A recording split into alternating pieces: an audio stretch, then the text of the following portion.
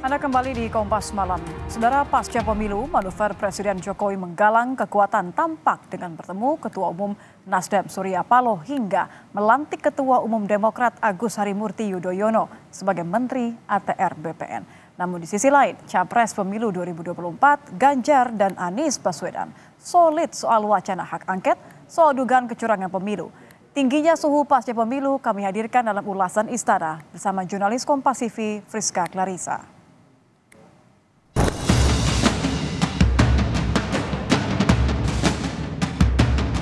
Dengan seluruh-seluruhnya.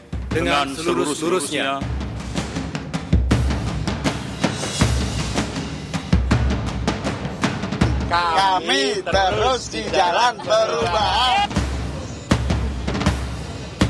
Kalau ingin melihat, membuktikan, mengetahui, hak angket paling bagus karena kita menyelidiki.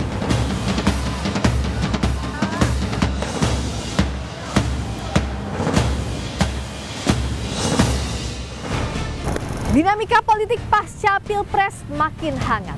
Berbagai lobi pun gencar terjadi. Salah satunya pertemuan Presiden Joko Widodo dan Ketua Umum Nasdem Surya Paloh yang menimbulkan tanya, apakah ini bagian strategi politik akomodasi dan berpeluang mempersempit berkembangnya ruang oposisi? Lengkapnya dalam ulasan Istana bersama saya, Friska Clarissa. Pasca pemilu, Presiden Joko Widodo bertemu Ketua Umum Partai Nasdem Surya Paloh di Istana Merdeka Minggu pekan lalu. Jokowi menyebut dirinya ingin menjadi jembatan bagi semua pihak. Namun mengenai siapa yang menginisiasi pertemuan Presiden dengan Ketum Nasdem, Jokowi enggan berkomentar. Menurutnya, yang terpenting pertemuan Minggu malam itu bermanfaat untuk politik di Indonesia.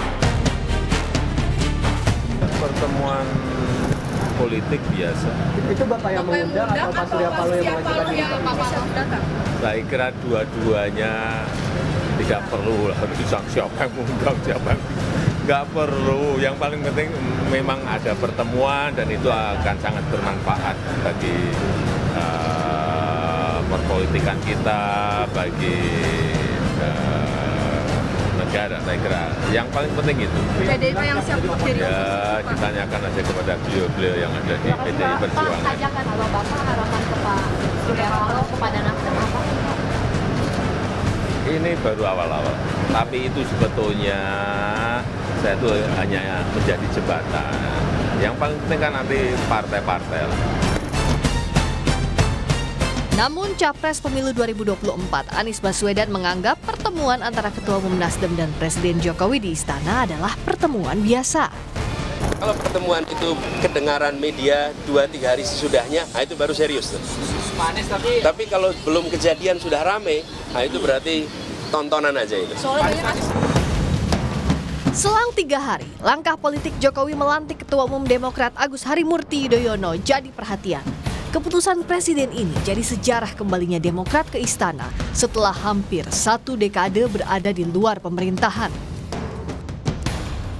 Taktik politik juga dilancarkan tim paslon Anies Muhaimin dan Ganjar Mahfud dengan menggulirkan wacana pengajuan hak angket ke DPR soal dugaan kecurangan pemilu 2024.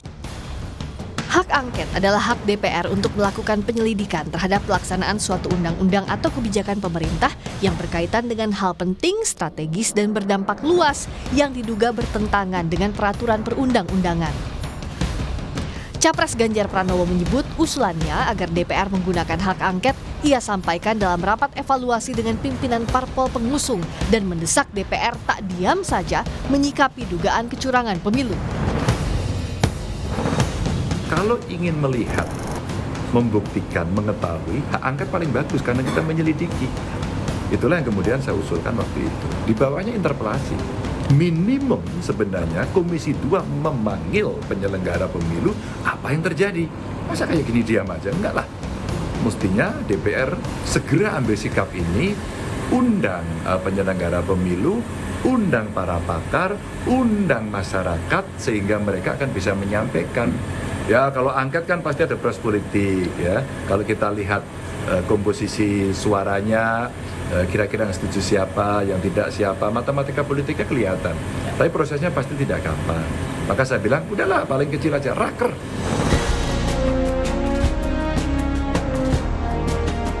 Capres Anies Baswedan mendukung wacana pengajuan hak angket dugaan kecurangan Pilpres di DPR yang digulirkan Ganjar. Anies yakin jika hak angket diajukan PDI Perjuangan sebagai fraksi terbesar di DPR, 3 partai politik anggota Koalisi Perubahan akan solid mendukung hak angket itu. Kami melihat itu ada inisiatif yang baik.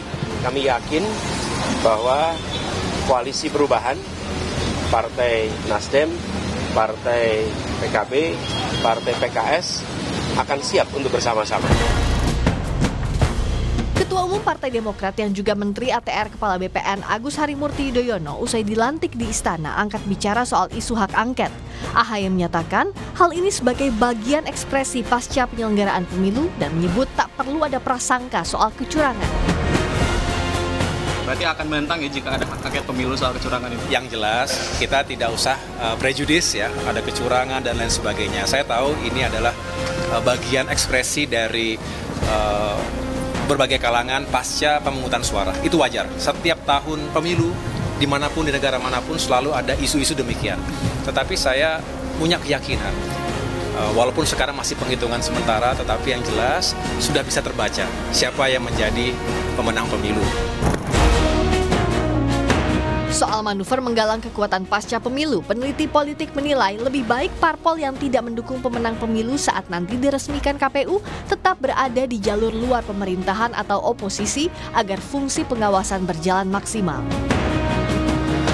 Sebetulnya ada secercah harapan bahwa oposisi akan cukup solid, mengingat bahwa partai-partai yang saat ini berpotensi, katakanlah berdasarkan quick count ya, untuk menjadi oposisi adalah partai-partai yang punya leadership yang solid, seperti PDIP, kemudian Nasdem, PKS, dan juga PKB ya.